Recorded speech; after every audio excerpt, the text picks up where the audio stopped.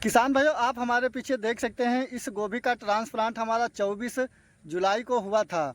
तो आप इस वीडियो में आज जानेंगे जैसे कि जो नए किसान हैं या पुराने किसान हैं, जब भी वो बारिश के सीज़न में फूल गोभी की खेती करते हैं तो जो उनका पौध है वो ट्रांसप्लांट कर देते हैं और ट्रांसप्लांट करने के बाद 4-5 दिन में उनका जो पौधा है मर जाता है। तो उसमें जो फंगस लगते हैं, हमें कौन सी दवा का प्रयोग करना है दोस्तों, जिससे कि हमारा जो भी गोभी का पौध है दोस्तों, वह हमारा एक भी पौध खराब ना होने पाए।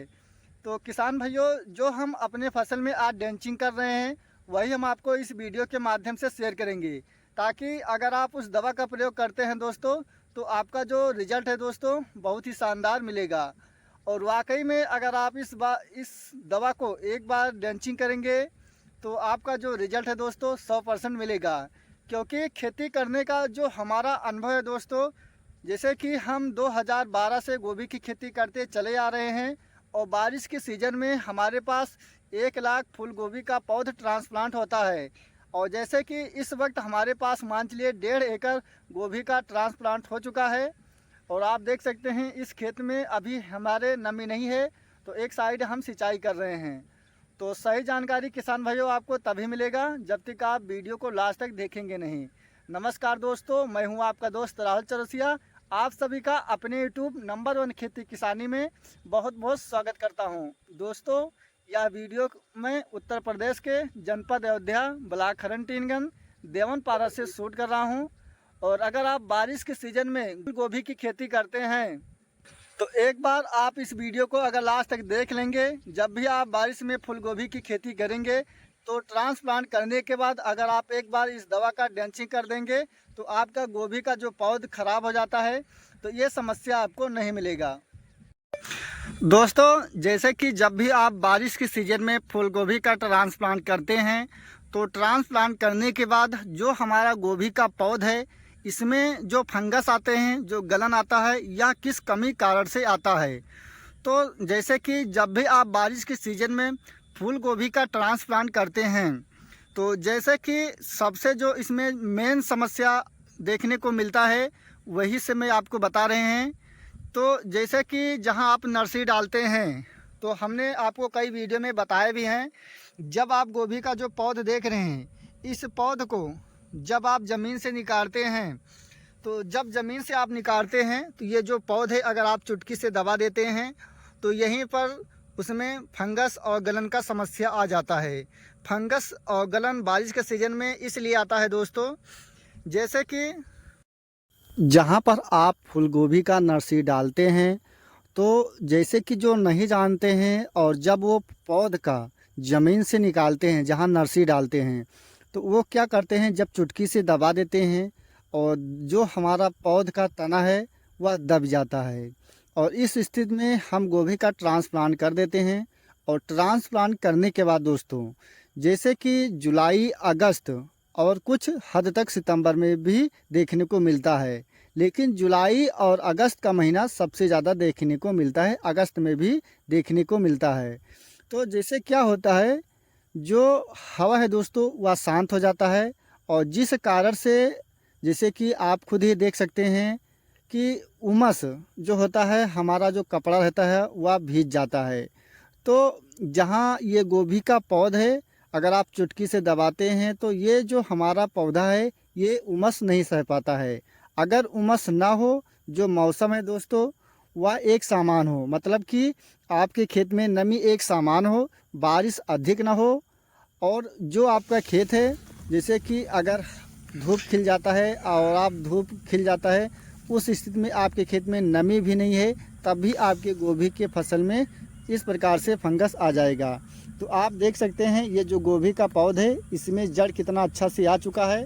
लेकिन जो गोभी का पौधा आप देख रहे हैं, जैसे कि आप देख सकते हैं जहाँ पर हम चुटकी से पकड़े हैं दोस्तों, यहीं से जब हम पौध को ज़मीन से निकालते हैं तो ये हमारा पौध यहीं से दब जाता है।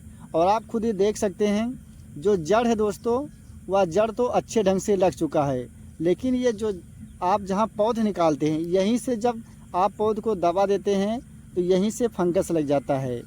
तो इसके लिए दोस्तों 2-3 ऐसी दवा हैं, जैसे कि आपके खेत में जब आप गोभी का ट्रांसप्लांट करते हैं तो आपके फसल में गलन का समस्या है या नहीं है, फिर भी अगर आप एक बार ड्रेंचिंग कर देते हैं तो आपका जो गोभी का पौध है किसान भाइयों, एक भी पौध आपका गलन नहीं लगेगा।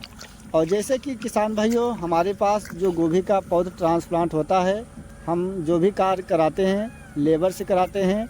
जो मजदूर लेबर काम करते हैं, जो पौध हम निकालते हैं उसमें तो फंगस नहीं लगता है, क्योंकि एक दिन में 5-6 हज़ार पौध को नर्सरी से निकालना और खेत में ट्रांसप्लांट करना ये अकेले बस की बात नहीं है। और जैसे कि हमारे पास इस वक्त 1 एकड़ मिर्च का भी फसल लगा है, जिस कारण से किसान भाइयों जो हम वीडियो डालते हैं ये हमारा जो समय है आगे पीछे हो जाता है, क्योंकि हमारे पास दोस्तों खेती का जो कारोबार है बहुत ज़्यादा पैमाने पर हम करते हैं। जैसे कि 6 एकड़ हमारे पास सब्जी की खेती हमेशा साल के 12 महीने रहता है। और जो भी हमारा खेती करने का तरीका है दोस्तों कुछ अलग ही है। आप चाहे जो भी हमारा वीडियो देखेंगे, हमारा जो भी मेन उद्देश्य रहता है, चाहे जो भी हम दवा का प्रयोग करें, लेकिन हमारा जो रिजल्ट है दोस्तों बहुत ही अच्छा हो। और ये देख सकते हैं दोस्तों, इसमें भी जैसे कि जहां आप पौध ज़मीन से निकालते हैं वहीं पर से ही सारा समस्या देखने को मिलता है। तो इसके लिए किसान भाइयों जो रामबाण दवा है, आप वाकई में सिर्फ एक ही बार आपको ड्रेंचिंग करना है। और इस पौध में भी आप देख सकते हैं किस प्रकार से इसमें भी जड़ निकल चुका है। लेकिन अगर इस पौध को चुटकी से बीच में नहीं दबा होता दोस्तों तो ये पौध फंगस नहीं लगता। तो इसके लिए आपको क्या करना है, बायर कंपनी का नाटिवो 15 लीटर पानी में 10 ग्राम और साथ में इस सेप्टोसाइक्लिन लेना है। जैसे कि जो नेटिवो है दोस्तों, इसके डालने से जो आपका गोभी का पौध है वह जो तना गलन का समस्या है वह रुक जाता है। और जो इस सेप्टोसाइक्लिन का काम है किसान भाइयों, जो आपके गोभी की फसल में सड़ुआ लगा रहता है उसके लिए भी ये बहुत ही अच्छा काम करता है। तो ये चीज़ आपको शाम के समय ही ड्रेंचिंग करना है। ड्रेंचिंग करने का तरीका ऐसा होना चाहिए जो आपका गोभी का पौध है वह जड़ तक अट जाए। ये चीज़ अगर आप करते हैं तो आपका गोभी का एक भी पौध नहीं मरेगा।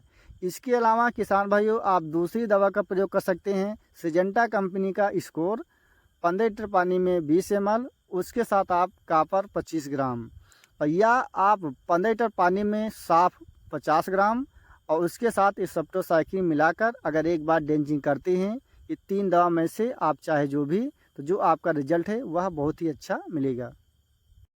जो हम आपको बता रहे हैं किसान भाइयों, जैसे कि हमारा जो तरीका है हम पढ़ लिख कर नहीं बताते हैं, क्योंकि हमारा जो एक्सपीरियंस है दोस्तों हमें मालूम रहता है कि हमें अपने फसल में कौन से समय में कौन सा टॉनिक का प्रयोग करना है। जैसे कि ये जो आप देख रहे हैं, अगर आप यही एक फसल को लेते हैं, गोभी के फसल में अगर आपका तना गलन का समस्या है और आप जाके दुकान से बता कर लेकर आते हैं, आपका जो दवा है दोस्तों 3-4 दवा देंगे और आपका जो रिजल्ट है वह अच्छे ढंग से नहीं मिलेगा। अगर आप नेटिवो 10 ग्राम ही डाल देते हैं 15 लीटर पानी में, तब भी आपका 100% रुक जाएगा। या इसके अलावा आप कापर अगर डालते हैं 25 ग्राम तब भी आपका रुक जाएगा। या इसके अलावा आप साफ का प्रयोग करते हैं 15 लीटर पानी में 50 ग्राम तब भी आपका रुक जाएगा। ये जो हम आपको दवा बताएं, इस दवा में से आप चाहे जो भी एक दवा का प्रयोग कर सकते हैं और बहुत ही अच्छा रिजल्ट मिलेगा। तो किसान भाइयों आपका इस वीडियो के बारे में आपका क्या राय है ये आप ज़रूर कमेंट में बताएं। और जो किसान भाई हमारे चैनल पर पहली बार हैं या अभी तक हमारे चैनल को सब्सक्राइब नहीं किया है तो कृपया चैनल को सब्सक्राइब करें किसान भाइयों, और अपने दोस्तों को किसान भाइयों को ज़्यादा से ज़्यादा शेयर करें, ताकि उनका जो गोभी का फसल है वो बारिश के सीज़न में जब ट्रांसप्लांट करते हैं तो उनका जो गोभी का फसल है बहुत नुकसान हो जाता है, जिससे कि वो बच सके। धन्यवाद।